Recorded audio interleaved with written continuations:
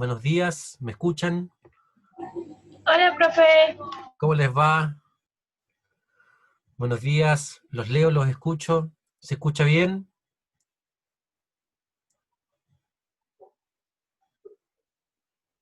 No, sí, sí, no. Sí, ¿cómo estás, Catherine?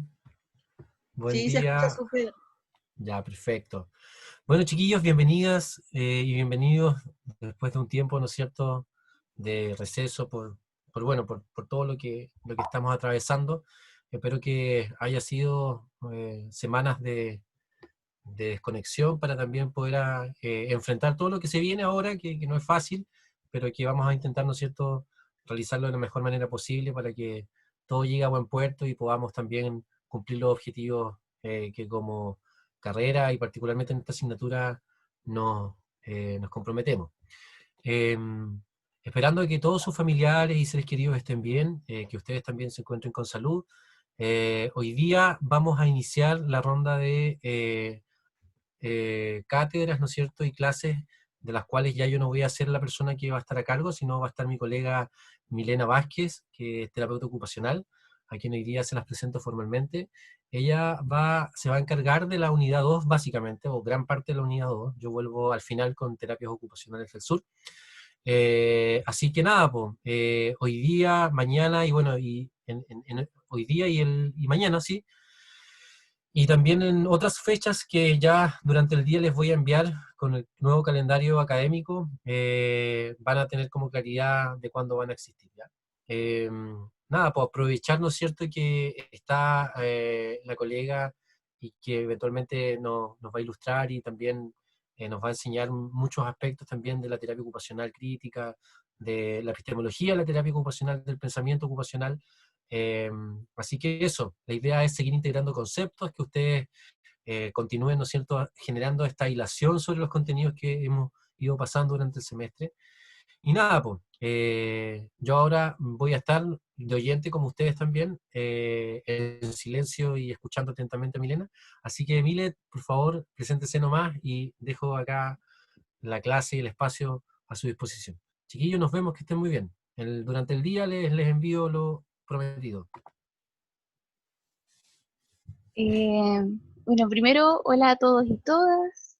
Eh, Hoy día es mi primera clase en terapia ocupacional, ya desde una forma más formal, si se puede llamar así que aprovecho de comentarles esto también como una forma de que me comprendan si es que en algún momento me pongo nerviosa o algo ocurre y también pese a que es algo digital, eh, hay también harta incertidumbre al respecto, porque uno no sabe cómo va a resultar esto, así que espero que estas clases sean también suficientemente provechosas para ustedes, también para mí, comentarles que al ser la primera experiencia y también teniendo experiencia como estudiante, mi intención es poder generar un espacio de diálogo, de conversación, comentarles que esta construcción del conocimiento, yo creo harto como la construcción del conocimiento conjunto.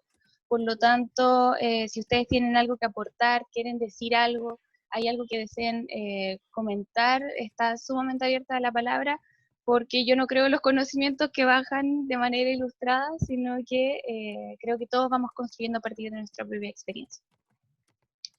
El día de hoy nos corresponde, o corresponde en términos generales, ver el tema de postestructuralismo, que fue lo que se da inicio a la unidad número 2, ¿ya?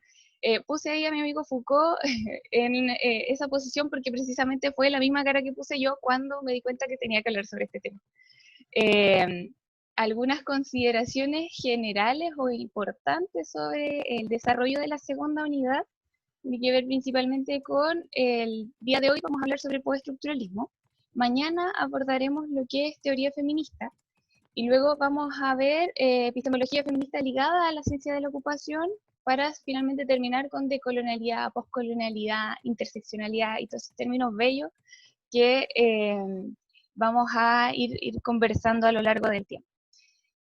Creo que igual es importante, sobre todo a propósito de los contenidos que vamos a revisar, que podamos, que ustedes puedan conocer, en el fondo, quién soy yo y por qué estoy aquí, ¿no? Primero, el lugar desde donde uno pertenece, o al menos para mí es algo muy importante. De este momento me encuentro en Ancud, en Chiloé, en mi tierra natal, haciéndole clases. Y creo que el territorio es un factor sumamente importante para poder situarnos, ¿no? A lo largo de las clases probablemente vamos a ir conversando un poquito más de esto. Soy terapeuta ocupacional, hace 10 años en formación y hace 5 años en licenciatura. También soy feminista, ya sea desde el activismo, pertenecía a la coordinadora No Más Violencia de Género varios años, y actualmente estoy cursando un magíster en el área, en estudios de género e intervención psicosocial, por lo mismo, ¿no? Porque típico que uno dice, a veces que siento que no tengo el conocimiento suficiente, pero nos damos cuenta que a lo largo de la vida uno va adquiriendo probablemente más conocimiento del que se da cuenta, ¿sí? A través de nuestra experiencia. Y por otro lado, también, entre comillas, puse que soy profe porque generamos estrategias de acompañamiento a estudiantes de enseñanza media para que ingresen a la universidad de una manera un poco más accesible, un poco menos compleja, en donde la PSU no sea una limitante, ¿sí? Cualquier duda pueden realizarla al correo que está ahí. Y dicho esto, ya habiéndome presentado desde todos mis roles y desde todos los espacios que yo considero que son relevantes para poder iniciar, damos por iniciada la clase de hoy. Se llama Introducción al Postestructuralismo principalmente porque es un tema sumamente amplio, con muchas bagajes de muchas personas, muchos investigadores, muchos autores y autoras que han aportado esta teoría.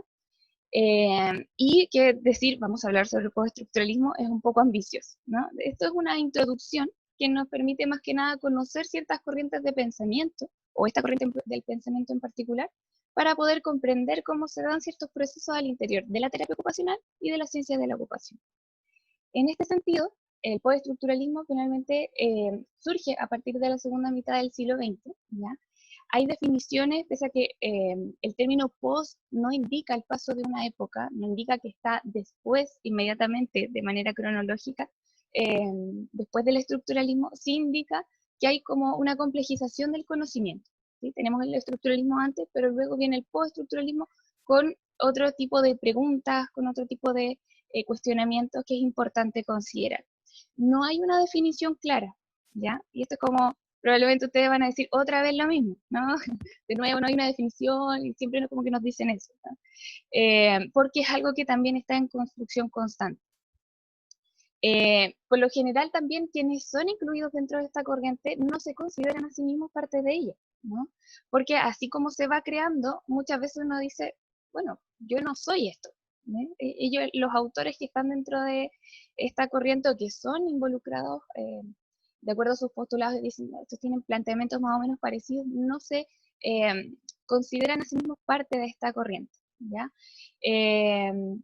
Sin embargo, realizan en conjunto o cada uno por separado una fuerte crítica a lo que es el estructuralismo. Ya vamos a ahondar sobre eso.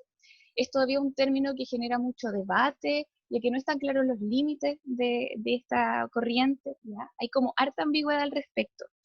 Sin embargo, considerando esta comprensión no lineal, o no lineal desde un punto de vista histórico, es importante ver que es una nueva perspectiva, es una nueva forma de hacer y de pensar la realidad, ¿ya?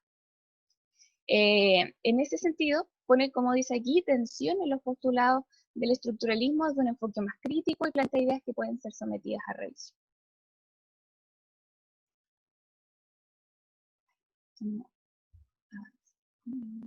Ahí está. Bien. Ahora bien, si hablamos de postestructuralismo, decimos entonces, ¿qué es el estructuralismo? Tal como indica la palabra, aunque suene muy obvio, ¿ya? Esta corriente, en el fondo, busca ciertas estructuras. No estás, en el fondo, busca ciertas estructuras que permitan asir o tomar ciertos significados, ¿ya? Es una corriente del pensamiento humano que surge a mediados del siglo XX, se consolida por la década de los 60 del siglo pasado, y de manera casi evidente es una corriente que busca las estructuras, ¿ya? Encuentra que las estructuras sociales nos determinan, y finalmente a partir de esa estructura se comprende la realidad, ¿ya? Que lo trascendental no se encuentra en las experiencias ni en el sujeto, sino que en la estructura que nos sostiene, ¿ya? Y que finalmente determina lo que nosotros como individuos podemos pensar, podemos saber, podemos decir y podemos conocer. En este sentido, la pregunta que se plantea es, ¿cuál es la estructura? ¿No? Se asocia que hay ciertas cosas que están veladas, que hay ciertos conocimientos o ciertas estructuras que son las grandes explicaciones a las problemáticas humanas o grandes explicaciones a los fenómenos sociales, y que trata de entender cuál es ese fenómeno, cuál es esa estructura que nos sostiene, ¿ya? De este modo, para poder intervenir en esa estructura. Por ejemplo, decimos ya, la gran estructura que nos sostiene, y que lo hemos escuchado probablemente, es el capitalismo, son las clases sociales, y también forma parte de una forma de conocer el mundo muy dada en el siglo pasado, ¿no? En términos estructurales, en términos casi totalizantes. Como si esas estructuras fuesen las mismas que nos determinasen a todos de la misma forma, ¿no?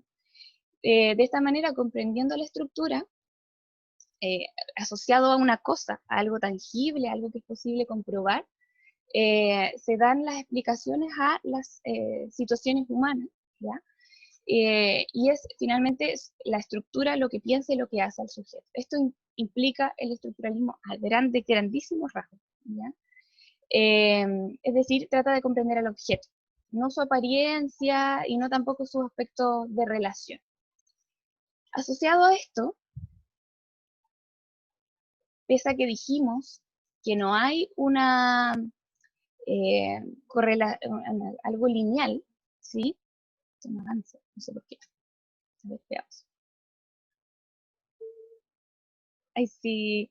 Pese a que hablamos de que no hablamos del postestructuralismo como una cosa lineal en términos históricos, sí hay antecedentes sociohistóricos que nos permiten entender desde dónde se pensaba el estructuralismo y también en este momento desde dónde estamos pensando, se está pensando el postestructuralismo, ¿ya? Finalmente, hay ciertas ideas derivadas del marxismo, en donde todos los fenómenos se analizaban mediante, como decía anteriormente, la estructura, ¿ya? Lo que estaba detrás del sujeto y que generaba ciertos espacios de acción, entendiendo, por ejemplo, que al develar la estructura a la base de las acciones humanas, era posible entender por qué se articulaba la sociedad, los sujetos, cómo se articulaban finalmente.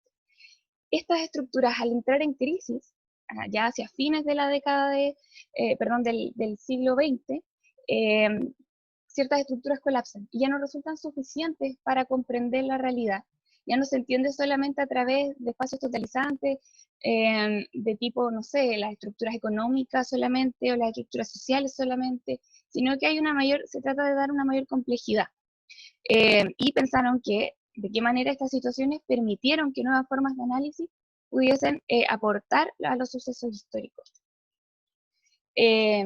De esta manera es importante considerar estos antecedentes sociohistóricos porque creemos que nos permite también dar una mayor complejidad, mayor peso a la emergencia del postestructuralismo, ¿no? Entendiendo que hay ciertas estructuras que estaban anteriormente y que ya no resultan suficientes para comprender la realidad actual, el mundo actual, cómo está cambiando, ¿ya?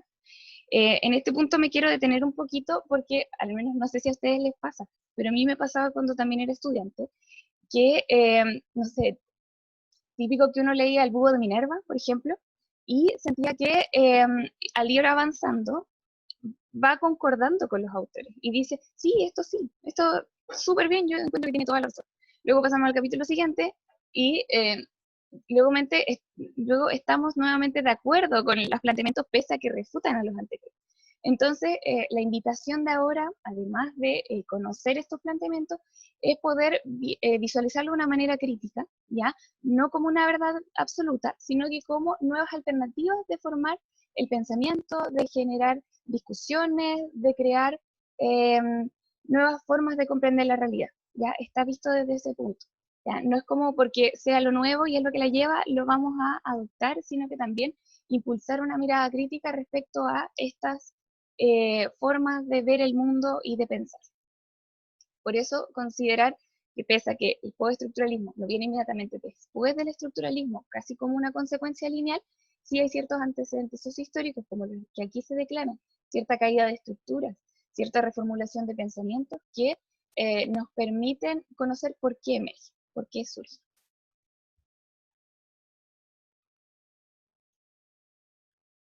En este sentido, el postestructuralismo es un movimiento teórico y epistemológico que surge más que nada en las ciencias humanas. Se origina principalmente en la lingüística, ¿ya? Con influencias también en el psicoanálisis, y los postestructuralistas ponen mucho énfasis en lo que es el lenguaje, ¿ya? Más que en las estructuras, en la cultura o en la sociedad, ¿ya? El lenguaje para ellos y ellas es fundamental, ya que es el centro en donde se van generando las transformaciones. Ponen mucho énfasis en la pregunta, ¿cómo se forman las estructuras? ¿Cuáles son los significados detrás? ¿Ya? Como hoy dice, también ha tenido repercusiones en muchos ámbitos, en términos de filosofía, de lingüística, de arte, de historia, y también en psicología, principalmente, obviamente, de Occidente. ¿Ya?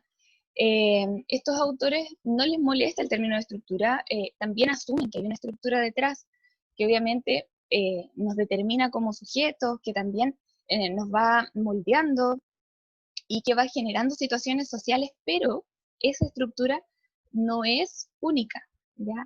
No es, para los postestructuralistas, obvio, esa estructura no es 100% determinante, ¿sí? Hay otros elementos que también influyen y que también van a generar posibilidades de crear, posibilidades de cambio. De esta manera, eh, la estructura finalmente no es el único elemento y no quiere decir que todo se reduzca a la estructura, ¿ya? Se le otorga un poco más de valor al sujeto. Aquí dice que la sociedad y los sujetos sociales no son el dato primario, sin embargo sus discursos y sus posicionamientos son muy importantes, ¿ya?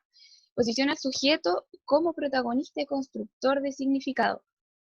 En este sentido, eh, los postestructuralistas indican que es importante en los discursos y las vivencias de los sujetos que permiten también ser espacios de transformación y de cambio, ¿ya?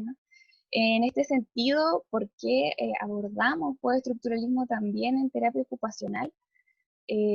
Principalmente porque al momento de trabajar con personas, al vincularnos con otros y otras, ya no es solamente la estructura funcionalista que nos dice hay una discapacidad, hay una situación de vulnerabilidad, hay dimensiones sociales o culturales, estructurales, que determinan a la persona, sino que también hay un discurso, hay un lenguaje, hay una forma de concebir la realidad, hay una forma de percibirla que es subjetiva y que por lo mismo es importante que podamos ir conociéndola. De este modo, al momento en que las políticas operan de este modo, en la forma en que estas estructuras operan también, también operan los discursos, ¿ya?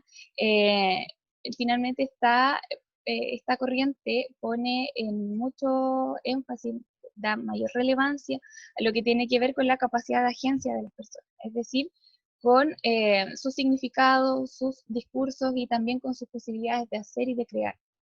Y eso finalmente es lo que motiva o propicia espacios de cambio, ¿ya? Y también pone mucho énfasis en aspectos relacionales, ¿ya? En este sentido, el postestructuralismo abre la puerta, como dice aquí, para crear nuevos métodos de investigación, comprensión de la realidad, nuevas teorías y nuevos modelos. Hay ciertos espacios de feministas postestructuralistas, aquí es donde ingresa el conocimiento del posgrado y todas esas cosas que uno de pronto estudia, que se cuestionan respecto a la producción del conocimiento, ¿sí? Finalmente el postestructuralismo lo que nos hace o lo que nos ayuda, lo que nos permite es poder ampliar el marco de comprensión de las problemáticas humanas, y así como dice este último cuadrito en rojo, nos invita a poder crear o investigar o conocer nuevos métodos de comprender la realidad, ¿ya? Estas autoras, estas investigadoras también asumen que la producción del conocimiento está mediante un ejercicio de poder. El amigo que les mostraba al principio, Foucault, habla mucho sobre el poder, habla sobre las formas en que el poder opera, cómo se usa, finalmente eh, lo, quién tiene el poder, y ahonda de manera infinita en esos campos. Pero finalmente estos postulados de ciertas feministas nos hacen la pregunta, ¿realmente el poder está involucrado en el conocimiento? Y si es así, el conocimiento también en muchos casos puede estar al servicio del poder, ¿no? Y esa también es la invitación, pues quizás a pensar un poquito respecto a cuál es el conocimiento que yo estoy recibiendo, cuál es el conocimiento que acepto como válido, cuáles son mis estructuras de validez. Eh, y también al servicio de qué está el conocimiento que yo estoy formando. Si es que solamente lo recibo de una manera pasiva, también lo voy a crear. De este modo, casi a modo de resumen hasta lo que llevamos acá,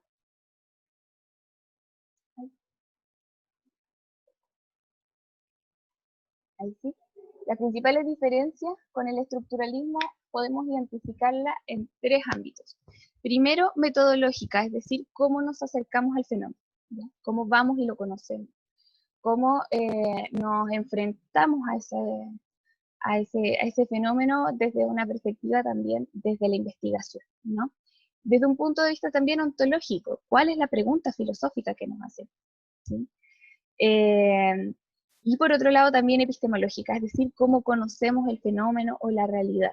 ¿Sí? En estos tres espacios se diferencia principalmente del estructuralismo, porque el postestructuralismo, como se indica, la pregunta ya no es cuál es la estructura, sino que cómo se forma esa estructura, cuáles fueron las condiciones históricas que permitieron que esto emergiera y que se implementara en esta realidad.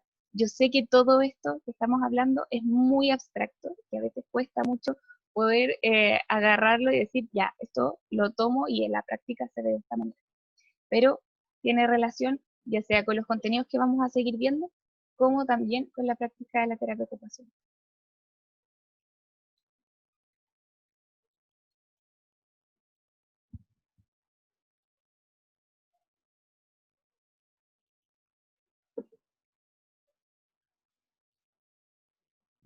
De esta manera, como yo les decía, lo importante ya no son las estructuras que nos limitan, que nos posibilitan cosas, sino que la importancia a propósito de que el postestructuralismo también deriva de la lingüística, tiene mucho, mucho que ver con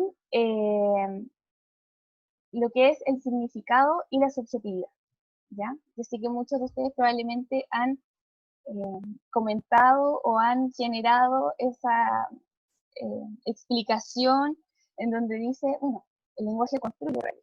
Pero ¿qué significa realmente que el lenguaje construye realidad? ¿De qué manera estamos conscientes de esa afirmación? ¿Realmente creemos que el lenguaje construye realidad? ¿O no estamos tan de acuerdo? ¿Lo decimos porque suena bonito o porque en realidad creemos que hay algo detrás? ¿No?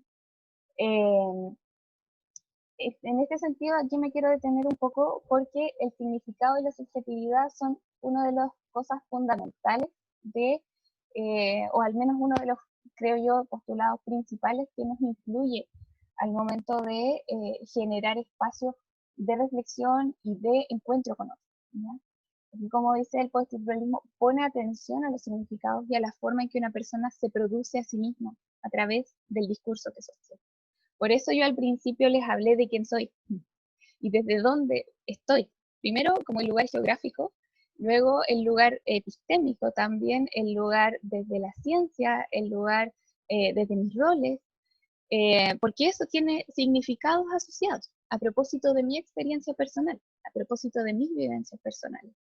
La forma en cómo yo construyo realidad no tiene que ver solamente por la estructura que me determina. Estar en un lugar, haber nacido bajo una cierta época, estar bajo un sistema económico que obviamente me influye. Sin embargo, es muy importante saber cuál es la interpretación que yo le doy a eso, ¿sí? ¿Cuál es la interpretación que yo le doy a cierto fenómeno? ¿Cuál es el significado que tiene para mí esta vivencia particular? Y cómo yo, además de saberlo, en mi foro interno, también lo puedo comentar. Y cómo yo lo declaro. Cómo yo armo un discurso que estructura y que en el fondo también va construyéndome en el proceso. Aquí muchos, como como podrán haber escuchado antes, el tema del lenguaje, además de representar la realidad tal como es capaz de construirla. Es decir, de qué manera yo con mis acciones, actos de habla, que no solamente sea la emisión de un mensaje explícito, sino que a través de emisiones paraverbales, no verbales, puedo estar emitiendo un mensaje que me está definiendo de paso. ¿Ya? En este sentido, todo lo que yo expreso, todos mis discursos, me van construyendo en el camino. Y no solamente como en aspectos que uno pueda decir, no, yo me construyo y de esta manera refuerzo mi autoestima, sino que construyo una imagen, construyo una forma de ser y de vivenciar el mundo muy particular. ¿Ya? Y en este sentido, la subjetividad también aporta un elemento central eh, y que cuestiona, como les comentaba en algún momento, cuestiona la producción de conocimiento, entre comillas, más objetivo. ¿Sí?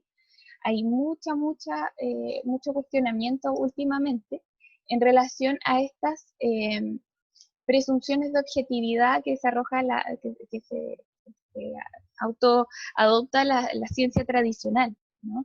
Donde nos dice, bueno, tú para conocer tienes que alejarte del objeto de estudio, tienes que estar distante, tú no eres parte de eso, tú eres parte de este otro lado, ¿sí? Tú para conocer debes mantener ciertos principios que te hagan saber que estás, entre comillas, como limpio para poder investigar, estás listo para poder conocer una determinada forma y casi como anularte, ¿no? Me imagino como una gran goma que nos borra y nos hace ver casi como espectadores invisibles en la realidad. Pero sabemos que eso es muy difícil. Finalmente estamos implicados socialmente bajo también ciertas estructuras, ¿no? Que nos determinan, que nos impulsan a ciertas cosas, pero yo también tengo mis significados personales, entonces no puedo asegurar que estoy en un punto objetivo y que tengo una presunción de objetividad y que por ello soy mejor que otras investigadoras o porque pude anular de mejor manera mi subjetividad.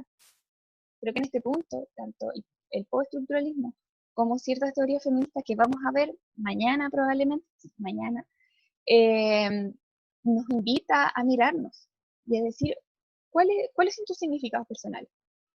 ¿De qué manera tú has podido interpretar el lugar en donde estás, el mundo que te toca vivir, la estructura que quizás te determina? ¿De qué manera también has construido esa subjetividad con tus propios significados? ¿Sí? Y como aquí dice, finalmente cuestiona el tema de la subjetividad, la lógica de representación en que estaban fundadas anteriormente las ciencias humanas. Refuta esta lógica de conocer la realidad de una manera neutra o objetiva. ¿Qué podemos hacer para eliminar esa presunción de objetividad? Es precisamente declarar nuestro lugar. Y eso lo vamos a ver mañana, que tiene que ver con el punto de vista feminista, ¿no? Declarar, o al menos así lo plantean las autoras, declarar el lugar desde el cual uno se posiciona. Porque decir que finalmente estamos en un lugar neutro nos convierte en espacios de no credibilidad, porque no existe finalmente la neutralidad. Hay un lugar que estamos ocupando, hay ciertas cosas que estamos mirando con mayor claridad y que es importante que podamos revisar, que podamos reconocer, que podamos explicitar, porque de este modo, por ejemplo, yo al decirles, estoy desde este lugar, tengo esta mirada, probablemente les va quedando mucho más claro a lo largo de las clases, pero eso también les permite que ustedes me puedan refutar y me puedan decir, ¿sabe qué? No estoy tan de acuerdo con eso que usted dijo, porque probablemente esa es su mirada, y mi mirada es esta otra. En este punto me detengo un poco.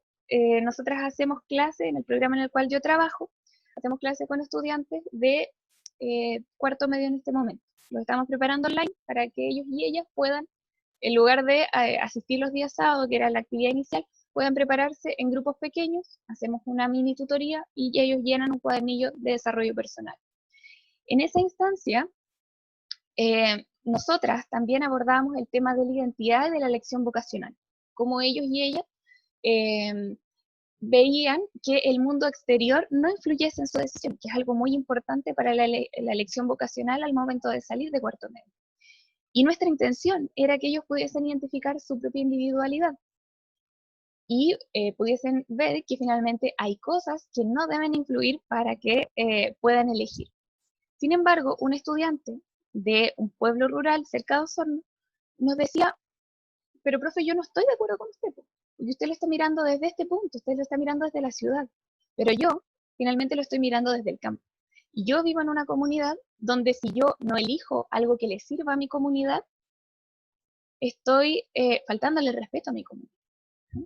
Y a nosotras se nos voló la cabeza porque finalmente veíamos que primero estábamos teniendo una forma de acceder a este significado muy jerárquico, por un lado, en donde colocábamos, situábamos al sujeto en el centro, muy occidental también, y por otro lado, negando que habían otras formas posibles de comprender la realidad. En este caso, el estudiante decía, yo no soy sin mi comunidad, yo soy parte de ella y me debo a ella. Por lo tanto, lo que mi comunidad me diga sobre la elección que yo tengo que hacer es porque ella lo necesita y yo le puedo servir. Ahí está mi vocación, sirviendo. Y ahí quedamos muy, muy para adentro, pero tiene mucha relación con eso finalmente. El poder conocer cuál fue el significado de ese estudiante, en donde relativiza, tal como aquí indica, la forma de conocer el mundo, evitando también un esencialismo, evitando homogeneizaciones, evitando que todos tenemos que ojalá decidir por nosotros mismos, porque hay otros elementos que están implicados y él construyó sus significados a partir de su propia subjetividad, que fue dado por una vivencia en un contexto particular que nosotras no estábamos viendo. ¿Sí? Y en este sentido, eh, tal como les comentaba y les adelantaba un poquito, ciertas investigadoras de la teoría feminista postestructuralista nos hablan y nos dicen realmente debe haber una sola forma de conocer el conocimiento y crear conocimiento, solamente yo mostrándome neutro, neutra, mostrándome limpio de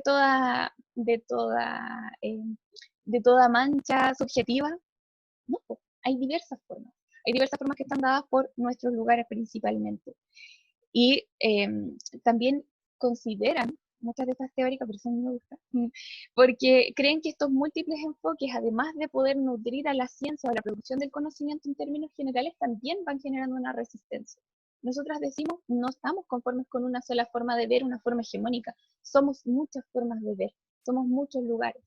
Por lo tanto, creemos que eso también es un acto de resistencia. Y tanto el ejercer esa resistencia como el crear nuevas formas de conocimiento posibles son también abrir nuevas posibilidades de cambio y nuevas posibilidades de transformación.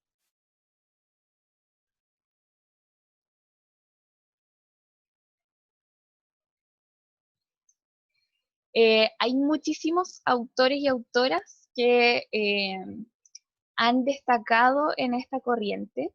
Es muy importante que podamos ir conociéndolos de a poco, pero lo importante es que ojalá no nos abrumemos, porque yo sé que todos estos autores hablan en difícil, ¿ya? Michel Foucault aborda términos de la locura, de la normalidad, habla sobre los anormales, problematiza mucho también en relación a la sexualidad y también sobre todo al poder, como les comentaba antes, ¿ya? Es importante destacar que, por ejemplo, Michel Foucault, conversamos con un profesor de Valdivia, Michel Foucault modifica también su pensamiento a lo largo de su propia carrera. Como diría el gran filósofo Carlos Caselli, no necesariamente tengo que estar de acuerdo con lo que pienso, y aquí se aplica muy bien, en el sentido de que un mismo autor, como recordemos, no es algo lineal, no es que digamos, llegó la década del 1990, desde aquí en adelante somos postestructuralistas, ¿no? ¿Ya? Muchos autores, al momento de ir complejizando su pensamiento, de ir investigando nuevas formas, de ir incorporando nuevos elementos, hay cosas que les resuenan mejor y hay otras que ya no le hacen tanto sentido.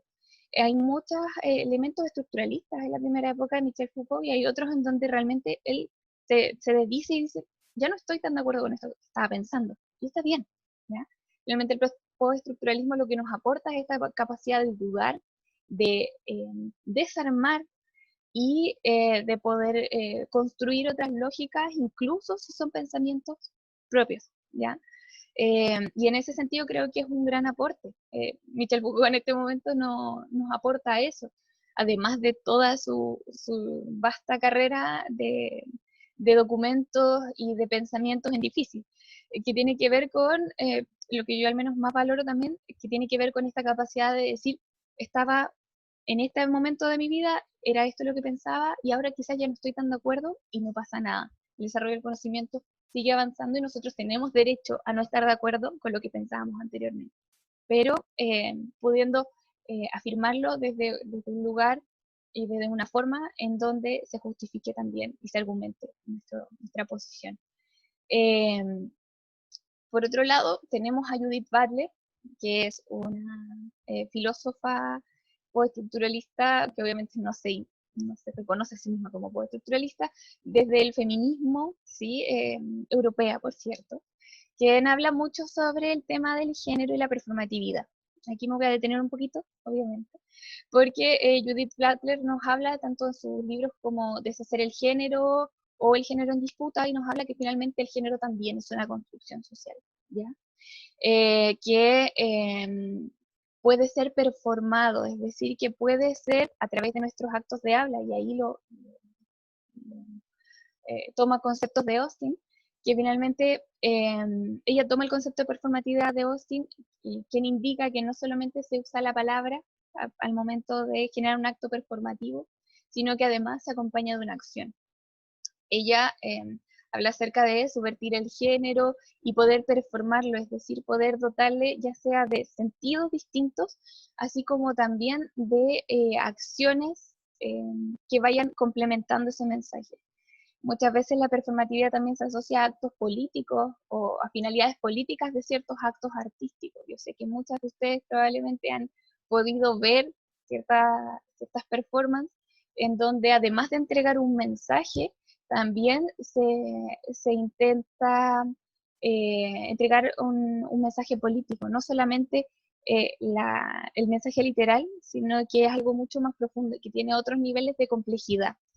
En este caso, siempre con varios amigos teníamos la confusión, porque nos indica, claro, la performatividad o los actos performativos, toda esta cosa de subvertir los elementos que ya están dados, por ejemplo, generar acciones artísticas performativas también implica un capital cultural mínimo.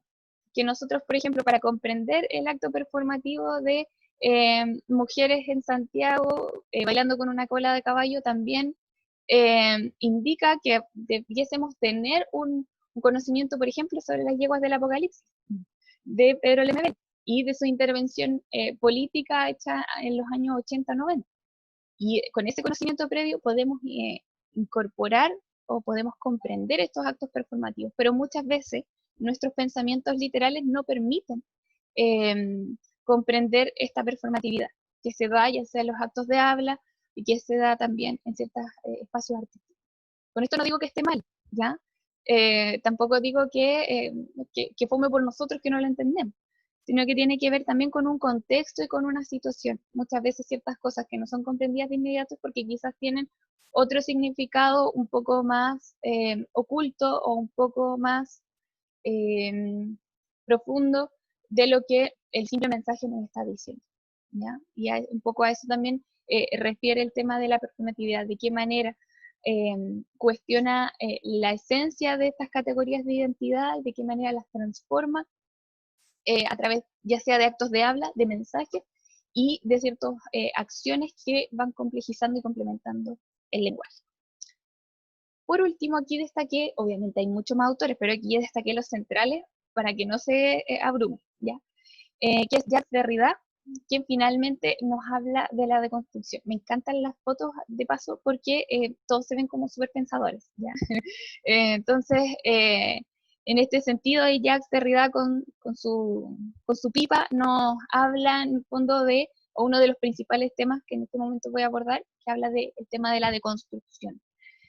Muy probable que hayan escuchado ustedes hablar un poquito de la deconstrucción, está muy en boga en este último tiempo también, sobre todo porque se habla de que debemos deconstruirnos, ¿no? Casi como una obligación, como una forma de evolucionar nuestros pensamientos o como una forma de replantearnos ciertas cosas. En este sentido, yo les pasé, no sé si es que a través de Juan, les pasé un documento que hablaba sobre el aporte de la deconstrucción en la salud mental. Este que está aquí, ¿ya? Es un documento de la revista de Teo de Galicia, que es muy breve y que además permite hacerse una idea ya sea del concepto de deconstrucción de Derrida, como también del aporte que nos puede implicar la deconstrucción a la terapia ocupacional. Y aquí vamos como de lo general a lo particular. De lo más amplio, es decir, postestructuralismo que surge de allá, y que en el fondo son nuevas formas de mirar, que no viene desde una concepción lineal, sino que desde una evolución de pensamiento en donde las estructuras se nos quedan un poquito cortas y que vamos otorgándole mayor importancia al lenguaje, al significado, a la subjetividad, vamos bajando y llegamos a este concepto de deconstrucción, que finalmente tiene orígenes en una filosofía postestructuralista francesa, obviamente ahí está Derrida con su pipa, dándole vueltas a este concepto, que precede del término destrucción, ya usado por Heidegger, y que además propone que todo concepto debe ser analizado teniendo en cuenta que se ha construido a partir de procesos históricos y acumulaciones metafóricas, ¿ya? O sea, todo lo que conocemos se ha construido de alguna forma previa, ¿ya? Y que así como se ha construido, también tenemos el derecho, o tenemos la posibilidad de, eh, de destruirlo o de deconstruirlo, ¿ya? Es decir, es como construirlo hacia atrás, ¿sí? Como ir revisando paso a paso para poder decir qué de esto me sirve, qué de esto no, qué de esto me hace sentido y qué cosa tal vez no. Este concepto también ha sido ampliamente criticado porque muchos dicen también en el texto, si es que lo pudieron leer, dice, pero si es que finalmente si llevásemos todo a la deconstrucción y empezaríamos a destruir todas las cosas, que es también un argumento que se usa mucho, me están destruyendo lo que yo conozco, ¿no? Me están obligando a asumir nuevas formas que no comparto. Si llevásemos todos los conceptos a la deconstrucción, o si llevásemos esto al extremo, probablemente supondría negar todo conocimiento. Si empezamos ahora a dudar, chuta, lo que me dijeron en la clase anterior, en la unidad 1, ¿están así o no? Se empezó a deconstruir, a desmenuzar, a sacar por partes. ¿Realmente es así o no? Si lo empiezo a dudar, realmente quizás llegaría un momento en donde no tendríamos nada de qué decirnos, qué cosas recoger. Sin embargo, y eso podría dejar sin valor cualquier ámbito educativo, cualquier conocimiento, cualquier piso mínimo que en el fondo también nos hace sentir seguros y seguros. Eh, Relativizando en el fondo todo lo que ¿ya? Todo nuestro conocimiento. En este sentido, quienes defienden la posición de la deconstrucción adhieren a que finalmente la deconstrucción no es una filosofía, sino que una estrategia. ¿Ya? Y como estrategia puede resultar adecuado para afrontar las lecturas de ahora en adelante o incluso nuestras propias estructuras sociales de una perspectiva un poquito más flexible, menos rígida y menos certera. Empezar a dudar y decir de qué manera incluso el concepto de construcción puede ser aplicado a nuestra realidad. De qué manera los postulados de Butler sobre deshacer el género o la performatividad del género me pueden ayudar o de qué manera eso se adapta a mi sociedad actual, a mi realidad aquí en Chiloé, por ejemplo. De qué manera lo veo yo, de qué manera me hace sentido y en este momento también sobre mis propias categorías de realidad. ¿Ya? Eh, este concepto puede ser sumamente importante para la lectura crítica de ciertos espacios, de ciertos elementos que que nos van guiando y que también nos van construyendo, ya sea como terapeutas ocupacionales de información, así como también futuros licenciados aptos para hacer ciencia de la educación, ¿ya? Eh, este ámbito de la deconstrucción, que en el fondo nos aporta una lectura crítica o nos da la posibilidad de generar lecturas críticas de lo que estamos recibiendo, nos permite también evitar el simple rechazo o la simple adhesión, ¿ya? Nos permite mirarlo todo desde un lente que, si bien no lo vamos a destruir todo, no lo vamos a deconstruir todo, quizás hay algunas cosas que sí es necesario ir revisando. Nuestros propios conceptos personales, la forma en cómo nos relacionamos con los otros, y también ir impulsando quizás estos procesos en otras personas. De esta manera, ya para ir casi cerrando con esta presentación, el postestructuralismo finalmente sería una herramienta teórica que ha permitido comprender mejor los procesos de las ciencias humanas y sociales, ¿ya? En este sentido, como indiqué anteriormente, no es que sea lo último y haya que adherir, sino que de acá también pueden haber elementos que nos pueden servir para nuestra práctica, lo cual no indica que lo anterior quede obsoleto, y lo cual no indica que esto sea lo último, ¿ya? Miremos críticamente todo lo que se nos presenta. Desde ahí está la propuesta, ¿ya? Y finalmente, ¿cómo podemos aplicar este contenido al ejercicio de la terapia ocupacional? Se presentan diversas posturas o diversas sugerencias que nos permiten repensar. A mí me gustó harto el artículo, pese a que era muy breve, pero era como muy preciso. El de la terapia ocupacional de Galicia, el de la revista, que hablaba sobre deconstrucción, porque creo que es un ejemplo muy concreto sobre cómo podemos aplicar el postestructuralismo a nuestras prácticas, ¿ya? Finalmente pensar en que nosotras y nosotros estamos en contacto constante con personas, ya sea en nuestra propia vida cotidiana y a futuro. Ustedes van a estar en contacto con personas que van a tener algún tipo de necesidad y que van a recurrir a ustedes. En este sentido, muchos quizás podrán decir, bueno, yo no lo sé porque todavía no estoy en práctica, ¿no? Pero tenemos la experiencia, y esto quiero ser súper enfática porque muchas veces uno está como en la desesperación de tener por fin una práctica que me permita saber cómo hacer las cosas. Pero mientras tanto nos podemos ensayar en nuestros propios espacios, en nuestros espacios personales, en nuestros espacios familiares, en nuestros espacios de activismo o de activación en general. Y podemos, a propósito de esto, ver cuáles son las estructuras sociales que determinan nuestras ocupaciones y su origen, ¿sí? Recordemos que los estructuralistas no niegan la estructura, pero se cambian un poquito la pregunta y se dejan de preguntar cuál es la estructura para preguntarse por qué se formó esa estructura. Finalmente, nuestra estructura puede ser la ocupación, ¿no? Ciertas ocupaciones, ¿por qué se formaron? ¿Qué hay detrás de ciertas ocupaciones, ya sea significados personales y subjetivos, como significados sociales, valoraciones sociales? ¿Por qué nos ocupamos en tal o cuales cosas? ¿Qué nos permite priorizar en uno o en otro? ¿Tuvimos siquiera posibilidad de elegir? Por otro lado, revisar cómo se han construido, lo que les decía recién, subjetivamente las ocupaciones a través de la historia, no solamente la historia a nivel general, sino que a través de la historia particular de las personas, ¿ya? ¿Qué discursos sustentan diversas elecciones o incluso las posibilidades de elegir? ¿Cómo podemos aplicar también? Es a través de cuáles son los significados subjetivos de las ocupaciones que realizan las personas. ¿Qué podríamos deconstruir de ello? ¿Qué cosas nos serviría finalmente poder deconstruir? ¿Qué necesitamos nosotros deconstruir de nosotros mismos y nosotras mismas para poder trabajar con otros y otras? Y finalmente, al ser nosotros sujetos que nos interrelacionamos con la estructura, podemos, por tanto, actuar sobre ella. Tenemos poder para actuar sobre ella, ¿ya?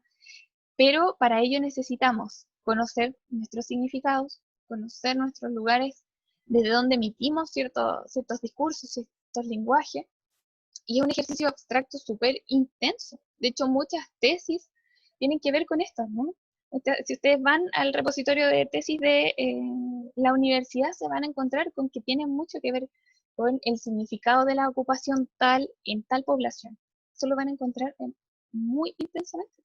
De hecho, yo también en mi tesis estoy trabajando un poquito en relación a mi tesis del magíster, eh, relacionado a los significados del ser mujer activista y los impactos o la relación que puede tener con la vida cotidiana, porque se asume que son dos cosas distintas, ¿no? Vida cotidiana y vida laboral pareciera que están separados, pero realmente están separados. ¿De qué manera se construyen los significados en torno a las ocupaciones? ¿Por qué ustedes decidieron estudiar esta carrera también? ¿Cuáles fueron sus significados detrás? Y de qué manera podemos ir desarmando, revisando, deconstruyendo ciertos elementos que nos han ido rigidizando hasta este momento y que no nos permiten conocer el lugar y la postura de otras personas. Creo que eso es sumamente importante, poder hacer en este periodo, sobre todo ahora, tanto de estudio, de reflexión, en donde esta pandemia nos remece a todos y y nos obliga a mirarnos un poquito, eh, podemos darnos cuenta de que hay ciertas estructuras o ciertos significados más que estructuras que han sido construidos a lo largo de nuestro tiempo y que nos han llevado a nuestras situaciones actuales y que de eso también, como les decía anteriormente, nos ha rigidizado o nos ha puesto de una manera un tanto como poco plástica, que nos permite, que al momento de acercarnos a otra persona, no nos permite comprender su significado, sus razones, entre otras cosas. Porque igual es importante considerar que como terapeutas ocupacionales en cualquier contexto vamos a tener una cuota de poder, ¿sí? Y nuestra misión, o al menos mi visión respecto al poder, que ahí comparto un poco con el amigo Foucault, no tiene que ver con ceder el poder, sino que quitarme un poquito el poder para que el poder de la otra persona pueda aparecer. ¿Sí? El poder está.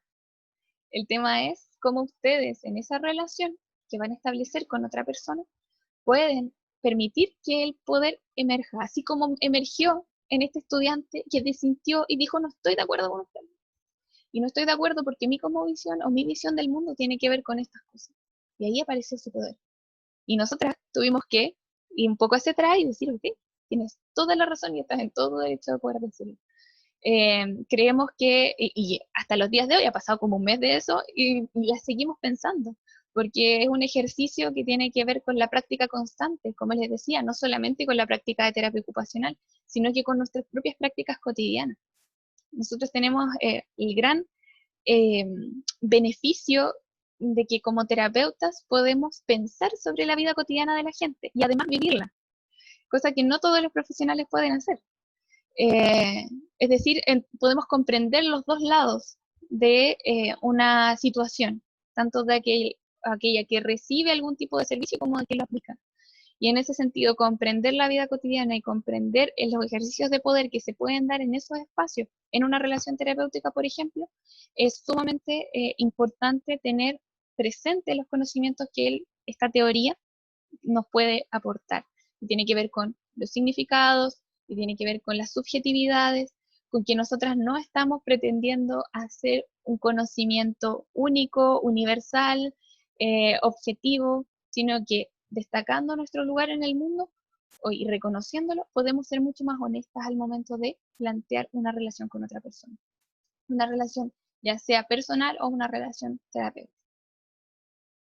Ahora les dejo esta pregunta, quizás ya para ir cerrando.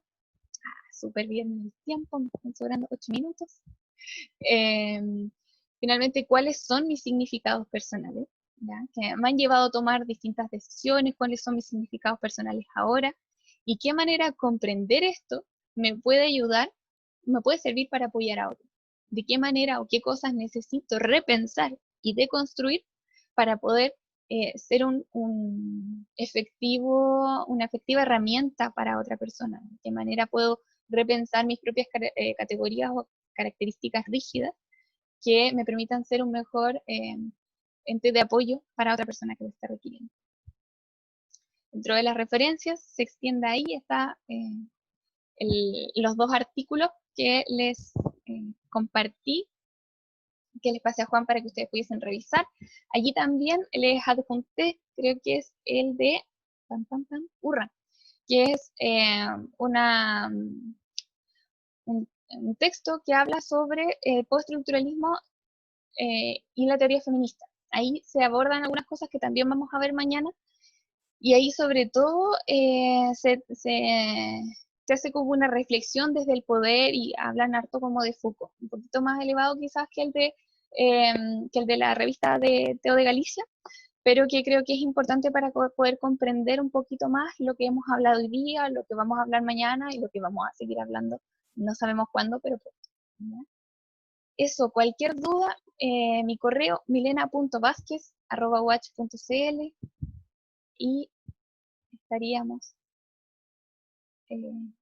listos con la presentación. No sé si es que hay algún comentario. ¿Se fue, Juan? Lo perdí. Hay dos cosas en el chat. Voy a mirar. ¿Subiré la clase de hoy? Por supuesto que sí.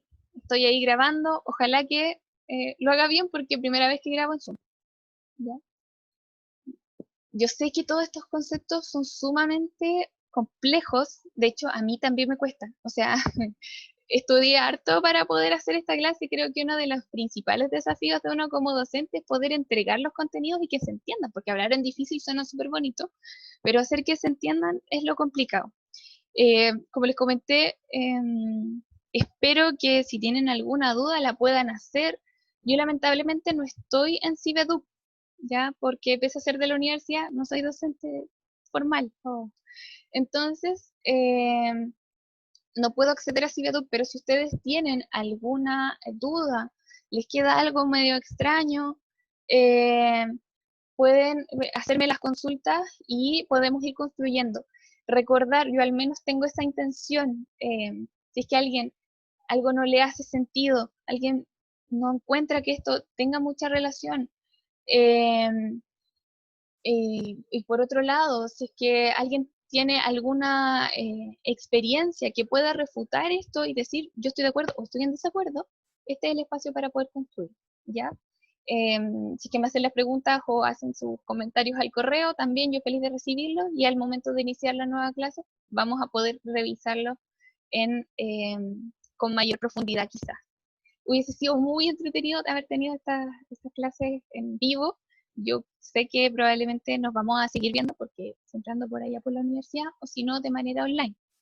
Dice, profe, llegué un poco tarde, así que me perdí respecto a si vamos a estar estos 3 días trabajando con usted. Sí, pero de esta semana es solo mañana, ¿ya? Que vamos a abordar teoría feminista. Eh, y por otro lado, nos quedan 2 días más y ahí terminaríamos la unidad 2, ¿ya? Esos 2 días que nos quedarían de una semana misteriosa, porque ustedes van a tener que ir a una prueba entre medio, todavía estoy a la espera de lo que me diga Juan, ¿ya? Pero de momento, mañana va, no recuerdo el horario, creo que es este mismo horario, y sí, pues, nos vamos a seguir viendo y cualquier cosa también, no solamente en el ámbito académico, sino que también desde el área activista, desde el área de la educación, feliz de poder construir algo con ustedes también. Muchas gracias, Milena, por esta clase magistral sobre tan compleja conceptualización, ¿no? Bueno, chiquillos y chiquillas, está abierto el chat y el micrófono. Nos quedan minutos todavía para poder referir comentarios en base a las experiencias previas, los conocimientos previos, cómo se articulan algunas comprensiones. Así que, nada, pues los escuchamos para entablar algún tipo de diálogo, ¿no? ¿Qué opinan respecto de los contenidos que Milena entregó? Em, Pregunten también o spoilense para mañana respecto a la teoría feminista. ¿Qué opinan?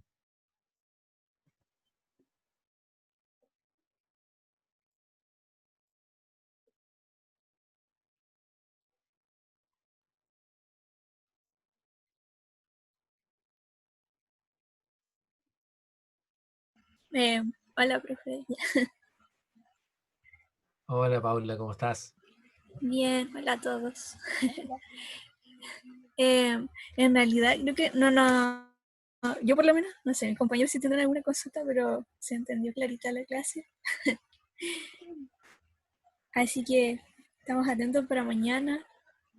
Eso, y creo que el profe Juan había puesto un video de Judith Butler, que Sí, estaba bueno, y que lo relacionaba un poco con la política. Era como que comentaba relacionaba como un poco el género con la política y las luchas, los movimientos sociales con política. So, no sé si se ve la mañana o no sé qué filosofía Eh, ahí. Ya, solo eso. está un poquito el tiempo, que claro, ahí la profesora tiene que sintetizar, no sé, a ver, el spoiler que nos va a dar Milena. eh, bueno, la idea de mañana es poder hacer como una introducción también a ciertas teorías feministas, a ciertos enfoques. Yo sé que ustedes, ahí Juan me adelantaba también más o menos cuáles eran sus inquietudes, cuáles fueron las cosas que han podido ver a lo largo de su trayectoria académica y personal en la universidad. me imagino que también hay harto conocimiento que por redes sociales ahora se sabe, pero uno siempre como que tiene la sensación, o al menos nos pasa como feministas y como activistas, que uno siempre dice, no, es que yo sé poco, yo no sé mucho. Entonces la idea de mañana es poder ordenar un poquito eso, para que ahora, digamos, quizás sé poco, pero lo que sé lo entiendo de esta manera y según este forma, ¿no? Obviamente todo está relacionado con política y esa parte me parece súper entretenida, pero vamos a ver si es que lo alcanzamos a tocar, porque quizás ahí ustedes pueden aportar desde su experiencia, y desde su propia expertise, ¿no? Ya sea personal como más profesional desde el estudio. Entonces, podemos construir algo entretenido ahí también. Ojalá que sí. Eso. ¿Algún otro comentario? ¿Alguna otra reflexión sobre los contenidos ya pasados, sobre los contenidos que pasó la profesora? ¿Opiniones? Muy bien. Si no hay más opiniones, mañana, ¿no es cierto?, a las 11:30, ¿cierto, Milena? 11:30, entonces, en punto, vamos a ir iniciando entonces la clase también con la profesora, y claro, respetando también el horario hasta 12:30, como hoy día, 12:35, dependiendo de los minutos que nos demoremos en iniciar, para también no extendernos más. Así que bueno, queda grabada la clase. Hoy día en la noche la clase va a estar en CiviEduc, así igual que la clase en PDF, para que la puedan, los estudiantes que no alcanzaron por cualquier motivo a asistir, puedan también ponerse al corriente respecto a esto. Preguntas, ¿no es cierto?, al correo electrónico, como dice Milena, y bueno, ahí cualquier cosa, ya todos los correos están en regla, así que ustedes ahí pueden preguntar nomás en el horario que corresponde para poder dilucidar esas dudas. Así que chiquillas y chiquillos, sin más, nos vemos mañana, y que les vaya bien. Así que bueno, con Milena nos quedamos acá para poder coordinar algunos aspectos para mañana. Que les vaya bien. Chao. Chao. Chao, Gracias. profe. Chao, chao. Chao.